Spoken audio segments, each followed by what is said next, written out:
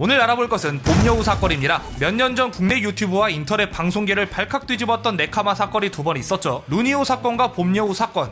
핑크머리는 믿으면 안 되는 걸까요? 아무튼 루니오 사건은 지난번에 알아봤으니 이번엔 그 쌍벽을 이루는 봄여우 사건에 대해서도 알아보자고요. 봄여우 봤을 땐 어땠어요? 마스크를 쓰고 있었는데 뭐 모자 눌러 쓰고 옷은 쓰고 있었다고? 와! 와! 사건 관계자들의 인터뷰도 함께 말이죠. 자, 봄여우 사건은 과연 어떤 사건인지 오늘 저와 함께 알아보도록 하겠습니다. 네카마, 뭔진 다들 알죠? 넷상에서 활동하는 여장 남자, 즉 남성이면서 온라인에선 여성인 척하는 양반들입니다. 저번 편에서 소개드렸던 바이크 아재처럼 단순 자기 만족을 위해 노는 사람도 있기야 하지만 보통은 여자인 척 사람들을 속여 그것에 따라오는 이득을 갈취하는 게 목적인 아주 악랄한 부류들이죠. 근데 그 이득, 끼켜봐야 게임 아이템 몇 개, 기프티콘 몇 장에 그치는 게 보통인데 이 양반은 아주 대담하게도 여자로 위장하여 인터넷 방송인으로 데뷔했고 방송까지 진행하며 시청자들과 다른 스트리머들을 기만했습니다. 이 양반이 누구냐고요?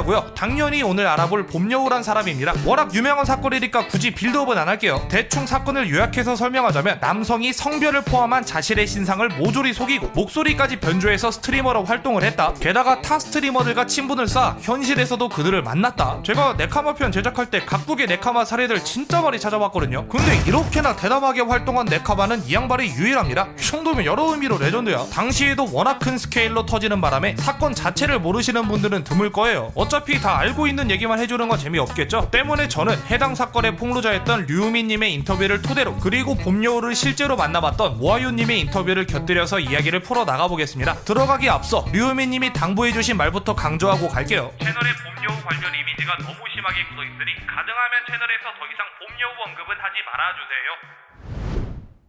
자, 봄여우, 실명은 최빈나. 중국에서 모델로 활동하던 중국인이며 런던대 디자인과를 졸업한 금수저이다. 하지만 트라우마로 인해 사람과 대면하면 말을 하지 못하는 선택적 한묵증을 앓고 있다 는 게 그의 컨셉이었습니다. 그는 대담하게도 음성 변조 프로그램을 사용하여 여성인 척 방송을 진행했고 류우미님을 비롯한 여러 스트리머들과 친해지려 이리저리 비비고 다녔죠. 처음엔 많은 방송인들과 친분도 쌓고 그로 인한 반사이익으로 많은 시청자들도 확보하게 되었으니 꽤나 성공적인 안착이었을 겁니다. 하지만 봄여우가 실수한 게 하나 있었는데 루니오 사건을 보면 알겠지만 메이플이란 게임에선 네카마를 심심찮게 만나볼 수 있습니다. 내 손으로 내 게임 패니까 마음이 아프네. 그리고 류우미님은 원래 메이플 컨텐츠로 유튜브를 시작하셨을 만큼 메이플을 꽤나 즐기셨던 분이었잖아요. 때문에 처음부터 봄여우에게서 네카마 특유의 행동 패턴이 보여 의심이 좀 갔었다고 합니다. 예를 들자면 핸드폰 통화는 절대로 하지 않고 디스코드로만 이야기를 나누는 그런 행동들. 왜? 목소리 변조 프로그램 써야 되니까. 근데 의심만으로 사람을 조질 순 없는 법 때문에 일단은 착각이겠거니 하고 예의주시만 하고 있었다고 합니다. 하지만 봄여우는 단순히 스트리머들과의 친분을 쌓는 것에 그치지 않고 뒤에서 주변인들에게 돈을 빌리는 등 점차 선을 넘기 시작하길래 본격적으로 그의 뒤를 파보기 시작했던 것이죠. 그 과정에서 잠수 타는 걸 막기 위해 사귀자고 한 뒤 공개 연애를 선포한 거고요. 그때 봄여우는 뭐하고 있었냐? 아주 대담하게도 스키장, 놀이공원 등에서 다른 방송인들과 만남을 가졌습니다. 만나면 바로 들킬 텐데 목소리부터가 티나잖아요. 그래서 선택적 한묵증이란 밑밥을 깔아둔 겁니다. 말 안 하면 목소리고 뭐고 알게 뭐야. 누가 무리하게 목소리 좀 내보라 하지도 않을 거고. 목소리는 그렇다 쳐도 생긴 건 남자일 거 아님? 놀이공원에서 봄여우 봤을 땐 어땠어요? 마스크를 쓰고 있었는데 뭐 모자 눌러 쓰고 뭐 머리 색깔은 뭐 갈색이었나? 키가 160 초반 정도 돼 보이는데 다리도 얇고 뭐 그러니까 몸매로는 그게 남자인지 모르겠어요. 옷을 어떻게 입고 왔었어요? 옷은 치마 치마 입고 있었다고? 치마로 기억을 해요. 제가 정확하게 기억이 안 나요. 이것도 제가 2년이 넘어서 치마였나? 와! 와! 치마 제 기억으로는 치마에 반스타킹으로 기억이 반스타킹까지 신었다고요? 반스타킹. 네. 그 정도면 인정이다. 대담하죠. 아무튼 류우미님은 본격적으로 물증을 모으기 시작했고 확실한 증거를 잡기 위해 여우덫을 하나 만들어냅니다.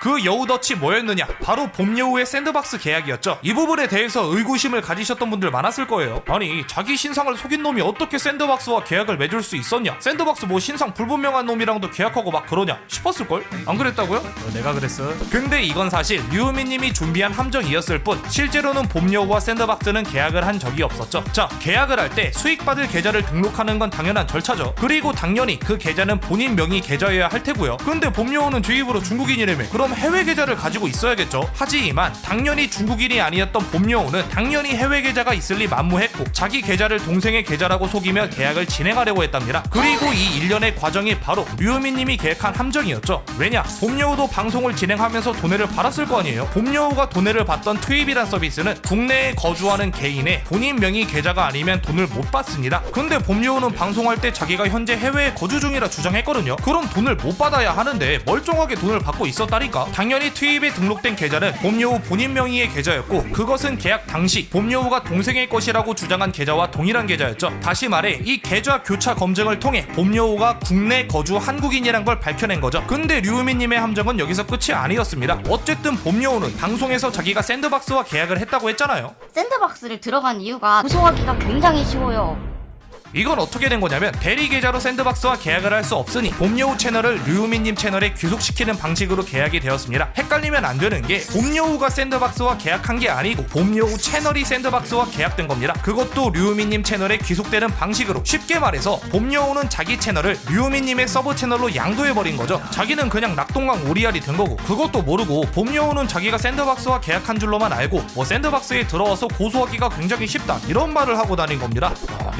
릭트였던 거임. 아무튼 이렇게 물증까지 나와 버렸겠다. 류우민님의 의심은 이제 확신으로 변하게 됩니다. 또 봄여우의 지인이라 주장하는 사람의 제보를 받아 실제와 제보가 일치하는지 하나하나 대조를 하며 또 다른 증거들도 착실하게 준비를 해나갔죠. 겉으로는 여전히 케미가 잘 맞는 커플인 척하면서 말입니다. 하지만 그와 동시에 류우민님은 그에게 기회를 줬는데 류우민님은 봄여우가 직접 반성하길 원했다고 합니다. 착실히 모아둔 증거도 만약 봄여우가 런각을 잡는 등 여차하면 터뜨릴 생각으로 모은 것이지 자신의 폭로가 아니라 봄여우가 직접 밝히고 사과하고 반성하기를 바랬던 거죠. 때문에 계속해서 눈치를 줬다고 합니다. 하지만 다들 알다시피 봄여우는 네카마 짓을 그만두지 않았죠. 안쪽으로는 류우민님한테 계속 눈치 받아 바깥으로는 뭐 목젖이 너무 튀어나왔네, 목소리에 기계음이 너무 심하네 등의 이유나 자기가 한 말에 앞뒤가 맞지 않는 등의 이유로 뭐 본인이 뭐 중국에서 살았다고 했나? 저 찾아보니까 무슨 중국인이면서 무슨 모델 한다 이런 식이던데. 근데 제가 좀 이상한 거예요. 한국말을 너무 잘하고 약간 중국말을 좀 제가 해보려고 했거든요. 중국인이라면서요. 근데 모르는 거예요, 중국말을. 아니 왜 그런 설정을 왜 했는지는 잘 모르겠는데 머리가 좀 많은 의혹을 받고 있었죠. 안팎으로 계속해서 압박을 받자 결국 그는 부담감을 이기지 못하고 런각을 잡습니다. 건강상의 이유 그리고 본업인 모델 일에 집중해야겠다는 거짓말과 함께 은퇴해야겠다는 공지를 작성했죠. 슬슬 다 손 떼려고 정리 중. 일만 해야지. 이때 자기 은퇴를 슬퍼하는 팬들의 트윗을 함께 올렸던데 참 어떤 생각이었을지 궁금하네요. 그리고 뒤로도 류우민님을 포함한 모든 스트리머들과의 연락을 끊어버립니다. 그래놓고 막 마크하고 놀고 있길래 열받아서 서버 다 터뜨리고 댕기셨다 하더라고요. 아무튼 이렇게 상황이 돌이킬 수 없게 흘러가자 류우민님도 약 반년간 착실히 쌓아둔 증거들을 정리하여 방송을 켜게 됩니다. 결전의 그날 2019년 9월 8일 류우민님은 착실히 모아둔 증거를 토대로 방송에서 봄여우의 진실을 낱낱이 폭로합니다. 정말 속전속결이었는데요. 폭로와 동시에 이미 자기 소유가 된 봄여우 채널에서 제가 남자라고요? 저처럼 가녀린 소녀가 어찌? 란 영상을 제외한 모든 영상을 내려버리고 이미 봄여우 부모님의 연락처까지 확보한 상태였기에 봄여우의 퇴로까지 차단했죠. 때문에 바로 덜미가 잡힌 봄여우는 결국 자필로 작성한 사과문을 채널 커뮤니티에 업로드합니다. 나는 남성이 맞다. 예전부터 인터넷에서 네카마 활동을 하고 다녔다. 류우민님이 정신 차리게 도와주셨다. 속여서 미안하다. 등의 내용이 담겨 있었습니다. 한때 팬이었던 시청자들, 동료 방송인들 모두에게 배신감을 안겨주며 다만 제가 뭐 짜증났던 거는 뭐 금전적인 거나 그런 건 없는데 그냥 그 어린 놈의 X가 제가 자꾸 제 이름 오송아 자꾸 부르는 게 그냥 그 정도? 유튜브와 트위치를 발칵 뒤집었던 사건은 이렇게 마무리되죠. 되는가 싶었는데 류우민님이 정신 차리게 도와줬다던 봄여우는 또 다른 디스코드 서버에서 여자인 척하며 돈을 뜯으려다가 다시 류우민님께 적발되는 등 아주 질긴 악연을 이어가고 있습니다. 뒷매점이 아주 지저분하죠. 역시 제보로서 난 못 주나봐. 그래도 이 사건이 워낙 크게 터진 덕분에 이제는 조금만 수상해져도 네카마인지 의심하는 풍조가 생겼고 류우민님이 직접 나서기 전에 알아서들 적발하는 경우가 많아졌다고 합니다. 하지만 그와 동시에 무턱대고 오해하는 풍습이 생기기도 했다네요. 류우민님은 이게 아무래도 사기꾼이라 주장하는 것이 것인 만큼 눈 감고 의심하기보다는 신중하게 행동하기를 바란다는 말로 인터뷰를 마치셨습니다. 참 여러모로 민폐죠. 노캠 방송인들 인식 나락 보내고 사람이 엄한 사람 의심하게 만들고, 그리고 그 민폐력에 비례해서 사건 자체도 참 여러모로 레전드로 남았습니다. 그 스케일로 보나, 함정의 치밀함으로 보나, 사건의 기승전결로 보나. 아 너무 재밌네요. 당장 류미님 채널 가서 봄여우 얘기해서 배대 먹어야겠음. 크크. 자, 류미님이 당부해주신 말 다시 한번 강조하고 마칠게요. 채널에 봄여우 관련 이미지가 너무 심하게 묻어있으니 가능하면 채널에서 더 이상 봄여우 언급은 하지 말아주세요. 자, 여기까지 봄여우 사건에 대해서 알아보았습니다. 여러분들 그거 아시나요? 사실 이번 편은 전세계 각지의 네카마 사건들을 묶어서 설명할 생각으로 대본 다 써놨는데 미친 봄여우 사건만 4,500자가 나오는 바람에 이것만 따로 영상화 시킨 겁니다. 다음 편에선 원래 기획했던 전세계 각지의 네카마 사건들로 돌아올게요. 또 보죠.